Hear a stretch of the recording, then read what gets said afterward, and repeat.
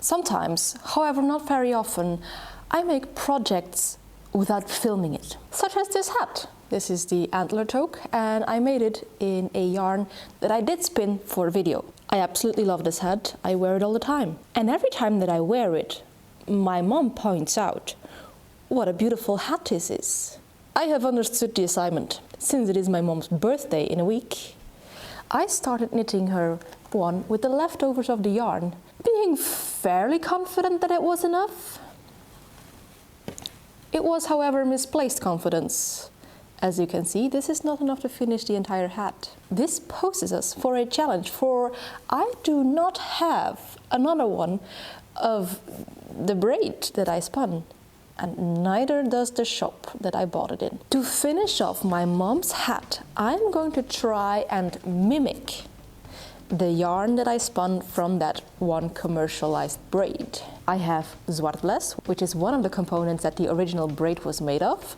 It was a zwartbles southdown braid. I do not have southdown, however, I do have some Flemish sheep in assorted colors that might fit the color scheme. We are going to dupe Regenbogenwolle's copper coin braid. I do not have the viscose tweed flex, so that's something. When it is knit up, it looks a lot like a self-striping yarn, even though I try to make it a fractal. So my plan for trying to imitate this is to use my hand cards for once and not just throw everything randomly on the drum garter. There is still some wool on this. I'm going to make little row legs, 2 of each color, and then spin them consecutively so that we have some kind of self-striping yarn.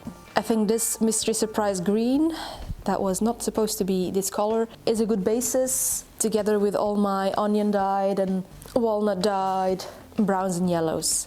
Combined with the zwartbles, I think we might have a chance of making something that is rather similar. What do you think? Is this plan going to work?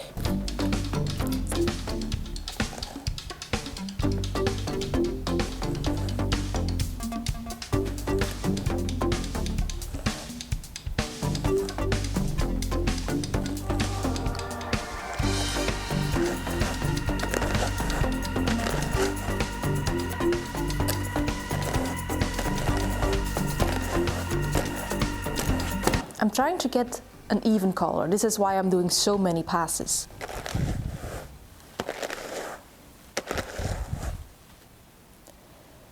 I think it's too cold. It needs something warmer in there. Let's add something brown or maybe a little bit of a reddish tone. I think we're getting close, right? Adding some brown in there seems to have done the trick. Yeah, some of the more muted parts of this yarn really look similar. I think I will have to make some of these that are also darker and then a lot that are also lighter and brighter and sometimes a little bit more orange. Like over here, very orange, more green over here. Yeah, we'll just make a couple of variations on this theme. It's a good thing I'm not trying to copy a perfectly uniform yarn, because that would have been mission impossible, well, especially for me.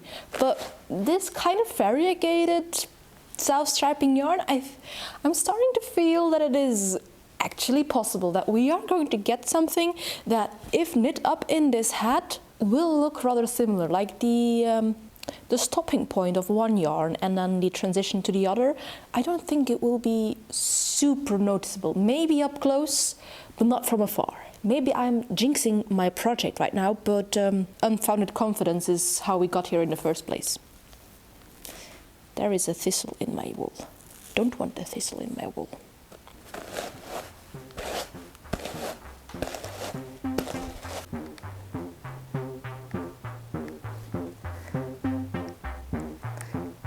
My husband listens to me and he is drying his wool sweaters outside. What a good sport. I've made some very messy row legs, put them in some kind of sequence that spoke to me. Let's spin them. Also, the irony of the fact that the basis for my copper coin dupe are the wools that I made in my failed copper coin experiments. The irony of it is hitting really hard.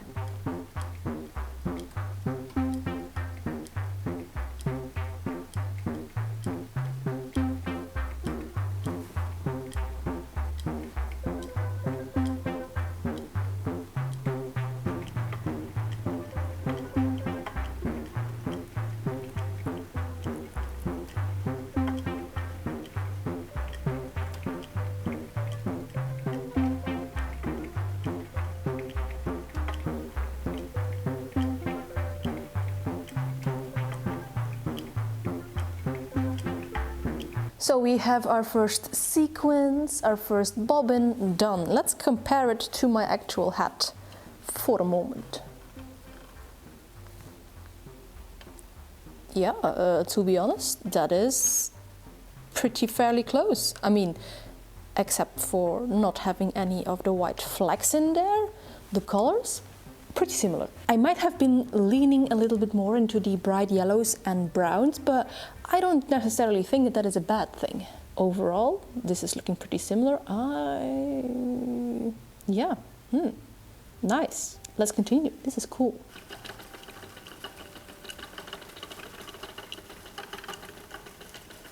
Well, I didn't really measure or weigh anything when putting it into the rolags and carding it, so it could be that actually this second bobbin might not look as similar to the hat as the first one. It is all a mystery. But let me tell you, that carding, that was a full body workout, especially on the arms and the shoulders, and it made me think. Recently, I had a fitting for a dress and my arms didn't fit in the dress. It was, however, a thrifted dress, well, a dress in the thrift store, because I didn't buy it because my arms didn't fit. So maybe that was the reason why it got put into the thrift store in the first place, because the sleeves were too slim. But also maybe I have been carding too much. By the way, this trying to match the copper coin braid idea was not originally mine. The truth is, this was actually my husband's idea. I was fully prepared to give up on the idea of knitting a matching antler toque for my mom, until he said, well, but what if you try to match it? It must be said, my husband sometimes is a genius.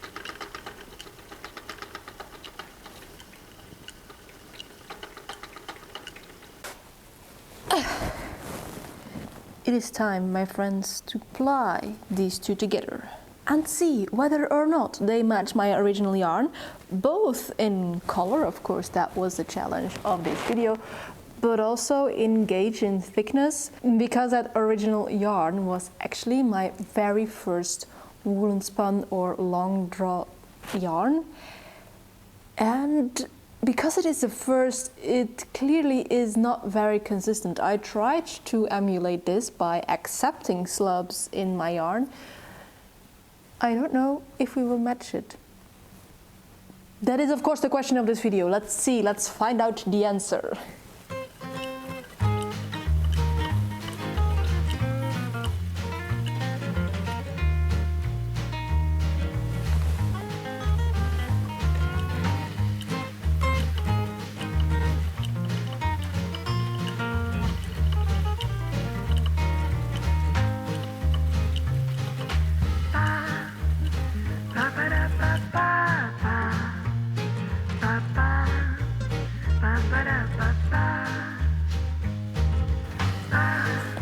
So you will have to ignore that there are no white tweed flags in my yarn, or well, the other one was also my yarn, but my dyed, my carded yarn.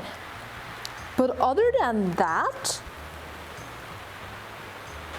I would say this is actually a pretty decent match. Maybe the colors on this one are a little bit more subdued, not as vibrant, but that's kind of to be expected when working with natural dyes versus acid dyes, which I believe this is. But, you know, the proof of the pudding is in the eating, so the proof of the yarn will be in the knitting. How will this look when we knit it together with this to finish the hat? Well, maybe we should just wet finish this yarn and just find out.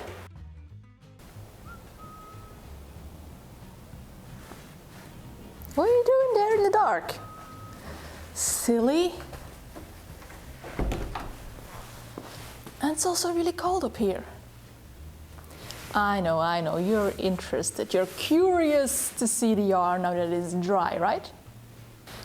And because it is so cold up here, it actually took 48 hours to dry. Which is not ideal, given the fact that I only have a week to finish this entire project, but we'll manage.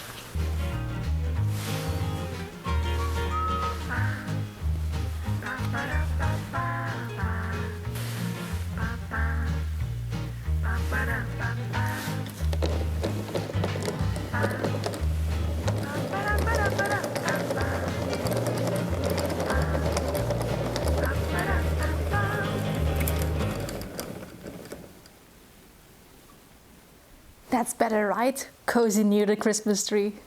Let's actually find out how close I matched my yarn and try to incorporate it into the hat. My plan right now is to alternate some rows with the leftover copper coin yarn and then my copper coin dupe.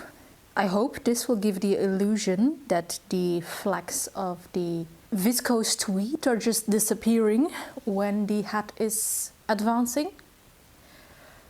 I'm not sure if it will work out the way I intend to with the self-striping qualities of the yarn, but we will find out soon enough, I guess.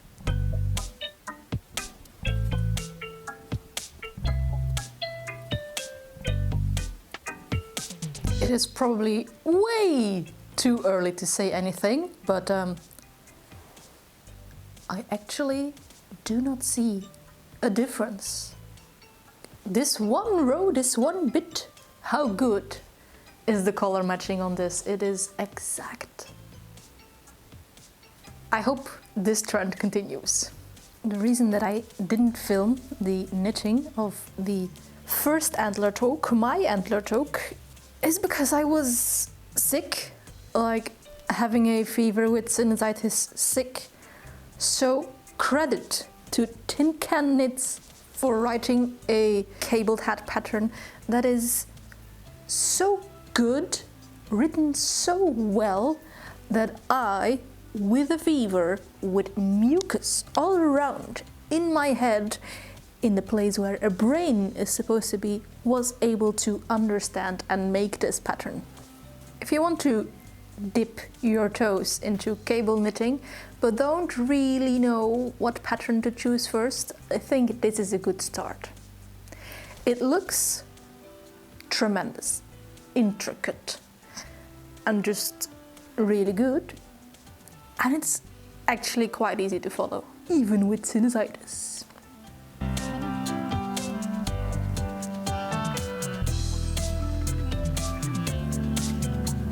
Oh, and it is also just for free.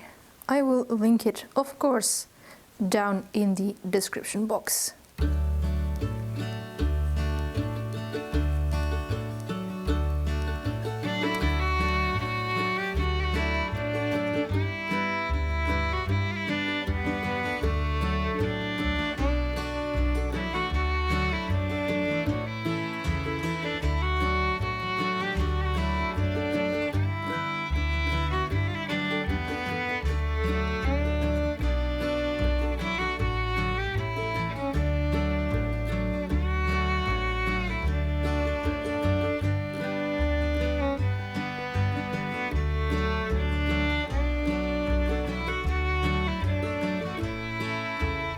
Good morning. It is Thursday morning, a little before 8 o'clock, and I am finishing what I think is the final antler on this toque before we can start shaping the crown. This is like almost on the deadline. My mom's birthday is on Saturday, and I traditionally go to her on Fridays because I have art school near where she lives. So today and like tomorrow morning are like the final moments I can work on this. I'm not always the best when it comes to planning out crafting gifts. The only reason I was able to make my friend's mittens in time was because I got sinusitis and a fever and was stuck in the sofa for 2 days. I'm next to my mom's hat also working on a sweater for my husband. There goes the pattern. His birthday is in 10 days. It's not going to happen, is it? At least he knows he is going to get it anyway whenever I get around to finishing it. Luckily, Thursdays are like days where I get up a little bit earlier than usual, and this has mostly to do with the fact that I'm way too excited to see what my video has done since posting it on Wednesday evening.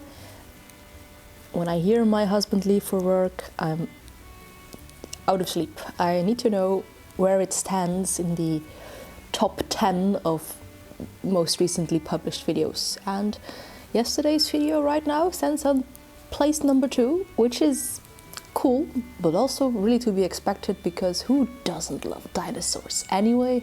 So yeah, now that I've gotten up a little bit earlier, I hope I can at least get a little bit more progress on the hat before I have to go to work.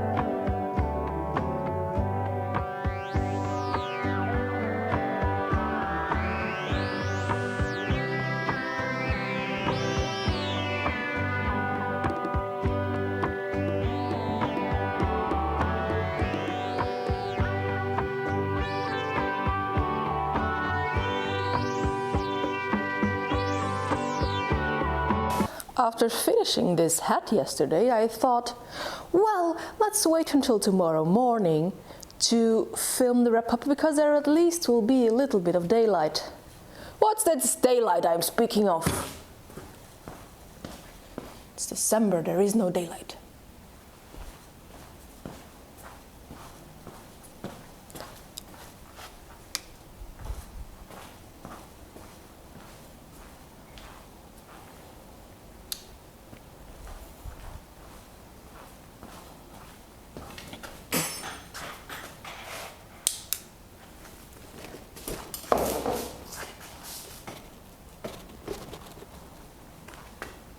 Better?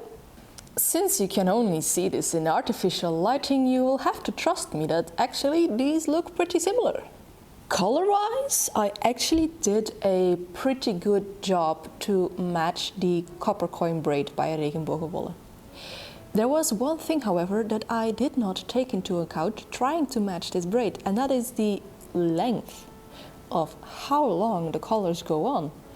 I did not think about that even once. Not once. I just went with the length of my Rolex and thought, yeah, well, they go on pretty long. Apparently not as long. This one looks a lot less stripy than my original hat. My original hat also looks quite a lot bigger, but that is because it has been worn a lot, warped under my helmet, and all that good stuff. So once it was this size as well. But I think they are similar enough to say that I have mommy and me matching hats now, right? I do believe they are similar enough for that. And I think the secret of how I got them to match this well is one and only the unforgettable, the one true hero, zwartbles.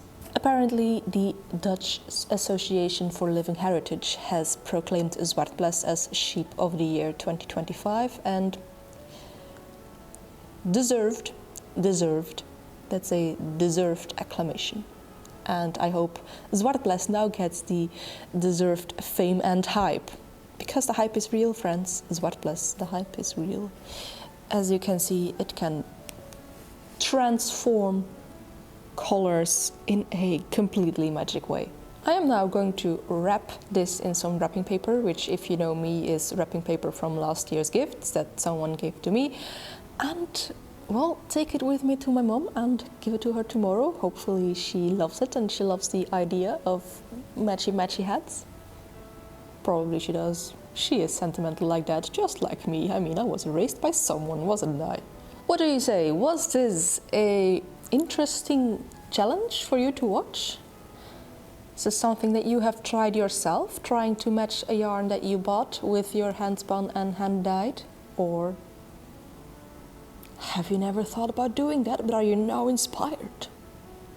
Well, if you like these kind of fiber shenanigans, then maybe you could like, comment or subscribe, but of course that is all up to you. And as for me, and probably also my hat, we will see you in another video. But before we do that, maybe some more spinning shenanigans or knitting shenanigans, whatever tickles your fancy. Bye!